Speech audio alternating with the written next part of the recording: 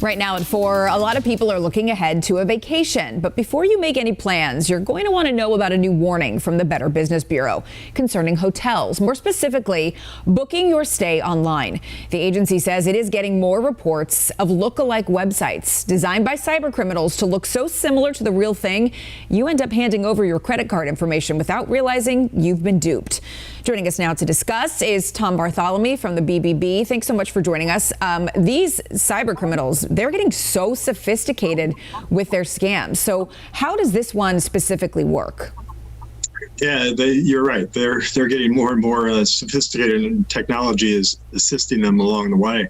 But so say you're going to Savannah, and you've never stayed there before, so you just do a Google search of hotels in Savannah. And the first 3 entries that come up all look, wow, okay, those look pretty good. So you click on one of them, and it looks just like a Marriott site, or it looks just like a Sheraton site. And so you're going, okay, great. Now let's see what they've got. And wow, the rates look great. And they have the availability that you wanted for the time that you were going to be there. So you go ahead and book it.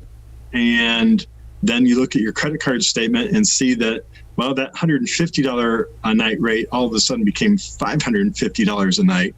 And you're going, what the heck happened here? And I would assume you show up and maybe you don't even have a reservation?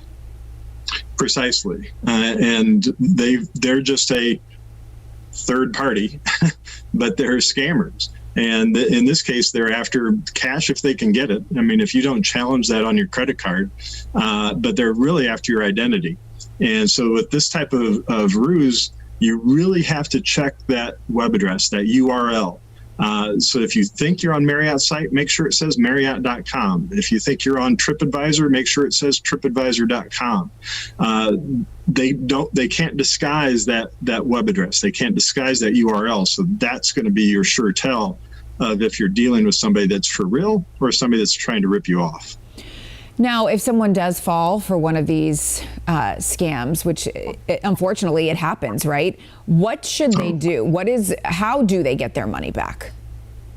That part is easy if you've used your credit card.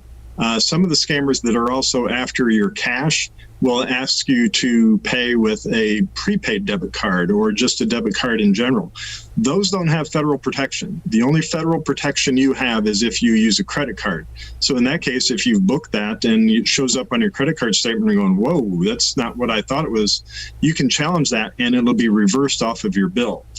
Any other type of payment method, that's not going to happen. And I think it's a good tip too that if a site doesn't accept credit card and only accepts, say, debit card or some sort of app money transfer, that's a red flag. Indeed. And at the same point, when you go to pay, make sure that they have encryption there, that HTTP changes to HTTPS, and a little padlock needs to show up on your toolbar.